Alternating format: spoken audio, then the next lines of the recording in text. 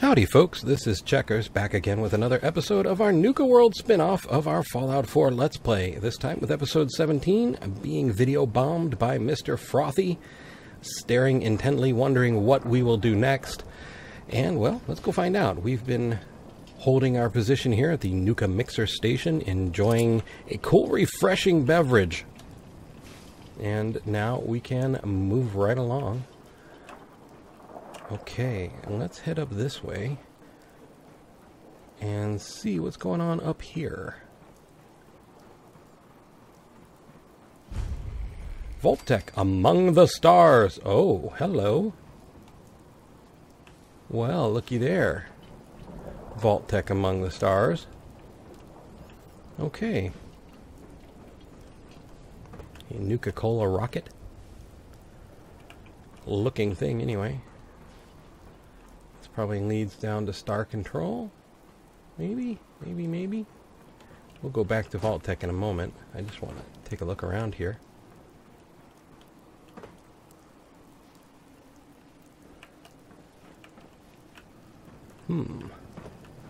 Okay, I have to go on this roof. Just, well, you know, roof.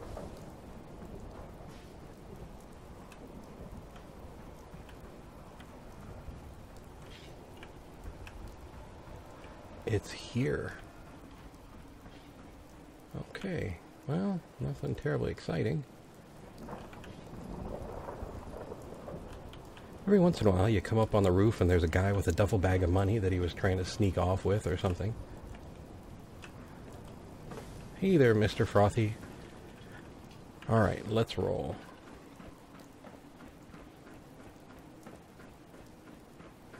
And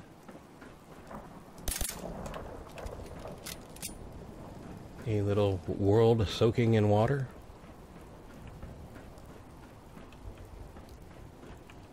Okay. And Vault-Tec among the stars.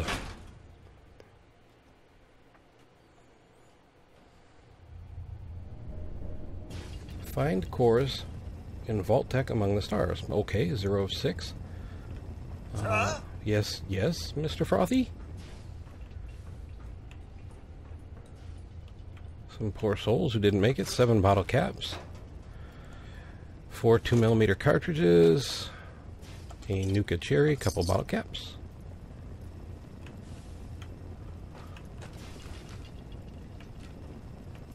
And a stun baton, 9 bottle caps. 4 308 rounds for those Good day to you. uppity dwellers. What is up there? Vault-Tec employee key. Well, we'll take that right off your hands. Elevator. Well, let's not hit the elevator yet.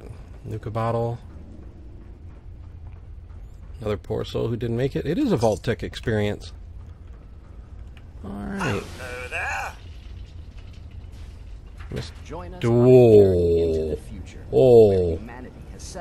Being pushed along by Mr. Frothy. Adventure among the stars.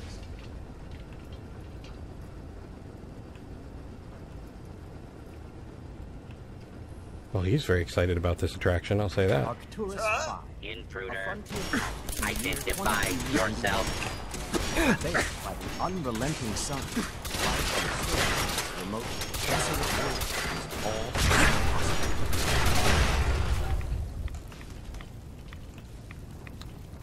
Okay, let's see. Punishing metal right arm. 10% of melee reflected. 10 fusion cells. 645 rounds. Power relay coil. Take spacesuit. Well, of course we're going to take the spacesuit. There's a turret around here somewhere. Good day to you. Good day to you, Mr. Frothy. Let's go inside this door, shall we? I guess we could take another spacesuit. Let's see what the spacesuit's good for before we run off picking up another one. Spacesuit costume. Damage resistance 5, ballistic 50 energy, 15 radiation. 5, 5, and 5 for the helmet. And a star core. Well, and a vacuum tube. And military grade circuit board. Sure, why not? 4 through 8 rounds, 7.10mm railway spike. You can keep the rest. I think there's another one way up here. And he has a military grade circuit board. We will take that right off his hands and continue with the attraction. They really dish out a lot of radiation, these bots. Let's get down to our Radaway, and Stimpak. We are in stealth. But life is possible underground. Welcome to VaultTec's colony Arcturus. Welcome home. But life is possible underground. So we can repeat it. To VaultTec's colony Arcturus. Whoa. Welcome okay. Hello there. I did kind of miss this one because of the battle. Let's see. Arcturus Prime, a frontier colony in the year 2291.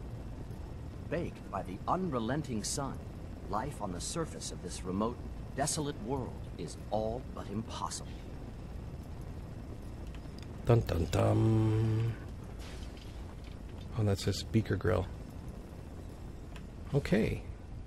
Moving right along.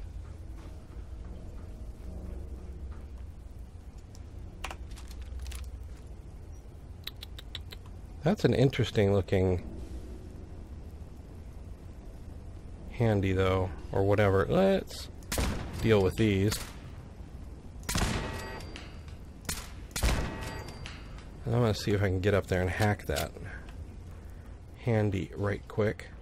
With VaultTec's modular construction techniques, new colonies can be established on almost any world in a matter of weeks. Okay there, Mr. Handy Greeter. Why don't you just relax? There you go. You're an interesting looking droid. Might come back for you, Footlocker.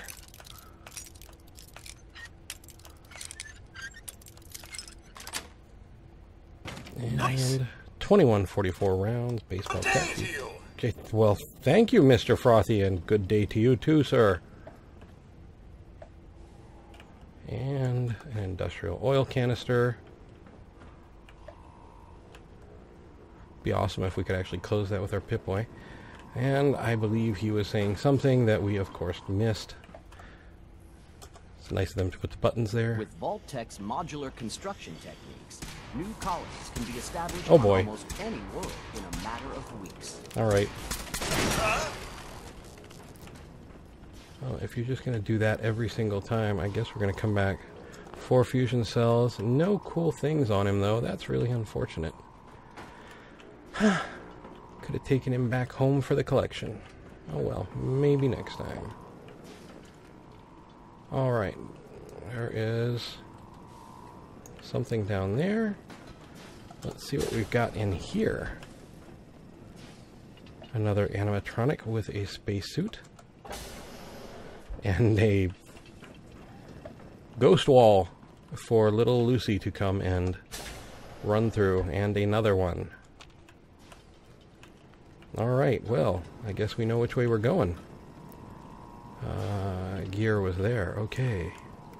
No star cores sticking into anything. Couple footlockers, 15 5.56 rounds. I will take those quite happily.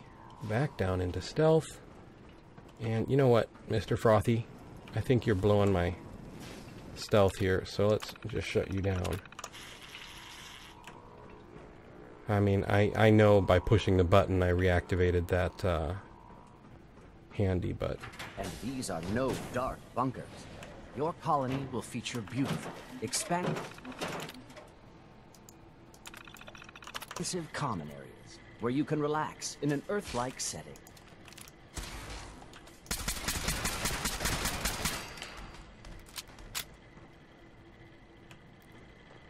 Alright, there are more than a few bots. Those technicians for Star Control weren't kidding with their number of bots and ghost doors.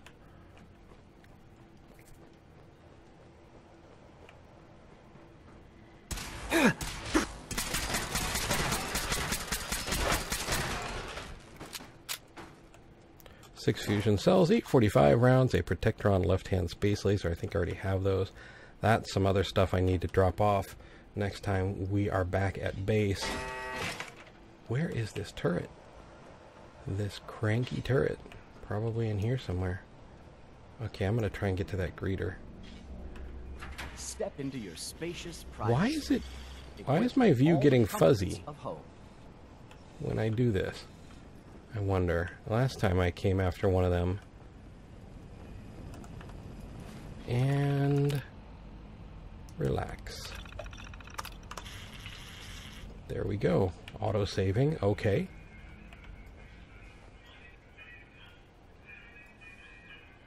What on earth is that?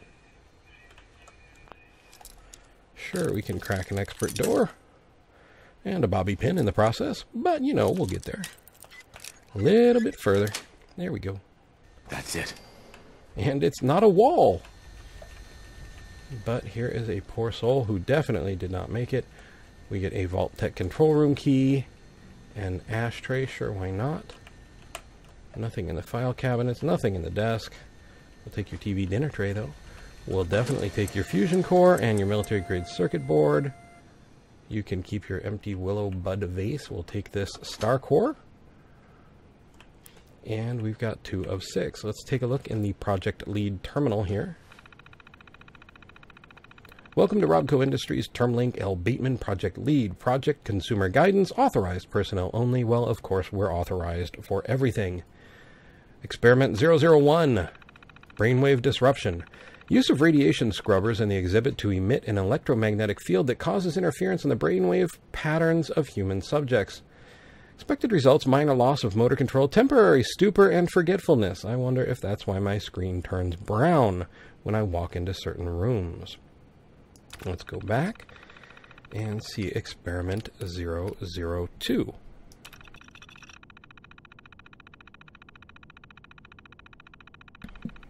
Experiment 002, subliminal suggestions. Use of audio emitters to generate varying degrees of subliminal suggestions overlaid with a specific frequency.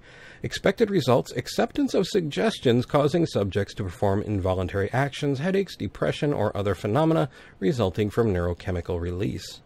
And sorry if there was a little bang there. I did turn the mic off to cough. Okay, and experiment 003. Hypnotic pheromones. Use of genetic modification on flora to release a pheromone-like airborne toxin which will be inhaled while passing by the emitters. Expected results: loss of independent thought, minor addiction, susceptibility to suggestion. And experiment 004. Theta radiation. Use of reactor modification to emit theta band radiation in low, short doses. Expected results: drowsiness, extreme fatigue, potential paranoia from sleep deprivation. Oh, Vault-Tec. Experiment 005, long-term testing. Use of experiments 001 through 004 on Hodgson, Grunner, Dallas, Bartleby, and Langston to assess long-term effects. Expected results varies by experiments. See experiments 001 through 004. And suddenly the guy in the chair is really not the poor soul we thought, or at least I thought he was. Okay. And step into your spacious private suite. Oh boy. Equipped with all the comforts of home. And shut right back down. I want to see if I can get some of these back home one day. Not necessarily anytime soon, but, you know. 17 bottle caps, more money. Hello. Sure, you can be a spare. Shut down unit.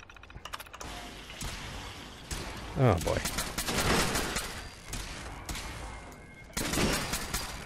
See, that's why you always want to have a spare. You might have to blow up the first. And then a third. Oh, and then your spare. 344 rounds, 6 fusion cells, enhanced targeting card. Boy, you guys left this with your baby? Wow. Okay. Nuka-Cola lunchbox. A table knife. Turrets galore. And Vault-Tec employee key. Oh, hey, look, I switched weapons randomly. And there is an Assaultron. Alert level elevated. Uh-huh. Come right on over here.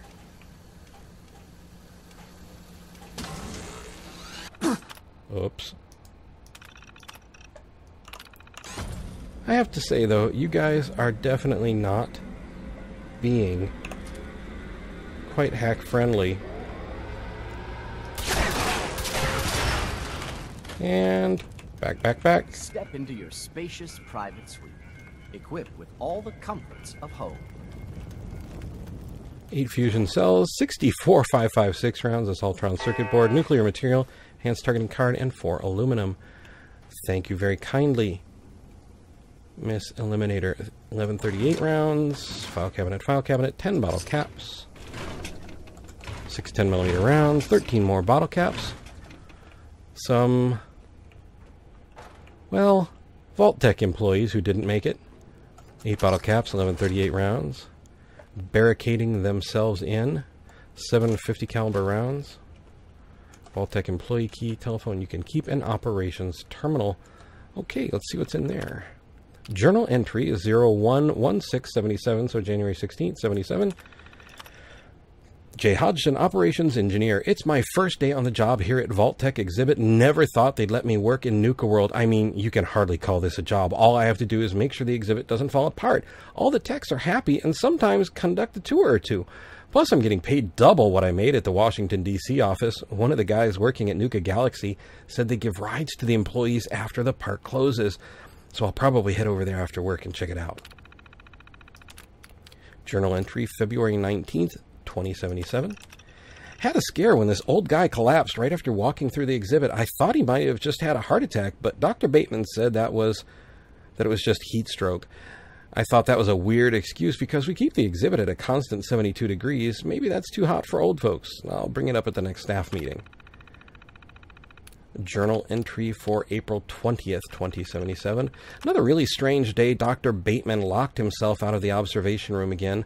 I told him to put a spare key in his locker so he wouldn't forget it next time. He brushed me off and left the room. I don't know why, but the whole interaction made me really, really angry.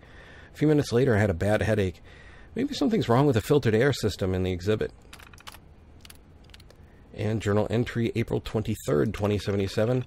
The hell is going on around here? I don't know if someone is messing with my terminal or if I'm losing my mind. I don't remember making that last journal entry about getting angry or having a headache. I've felt perfectly fine for weeks. Just a few minutes ago, Dr. Bateman came through, and out of nowhere, he said I should really stop drinking on the job. I do smell a little bit like whiskey, but I don't remember drinking any. Maybe I need a vacation or a doctor's appointment. Journal entry, May 30th, 2077. All right, I've had enough of this. A lady just went nuts and ran out of the exhibit screaming. The day before that, some guy took off all his clothes for no reason and acted like he didn't have a care in the world until security dragged him away. To make matters worse, I keep getting sudden nosebleeds and headaches. I'm constantly forgetting things I've done and misplacing stuff I shouldn't be losing. Dr. Bateman said he thinks it has something to do with the stress or new job anxiety. But come on, nosebleeds and memory loss from job anxiety? Really? Sounds like the Vault-Tec employees are not buying the party line. 8 plasma cartridges. Get our weapon back out. And see what's behind door number 2. More Vault-Tec employees. A Star Core, we'll take that right off your hands for 3 of 6. A toy rocket ship, Nuka-Cola Quantum, bobby pin, and an enamel bucket. I guess we can see if there's anything in it. You know, or we can watch it launch across the room. No. Well, there's somebody with whiskey.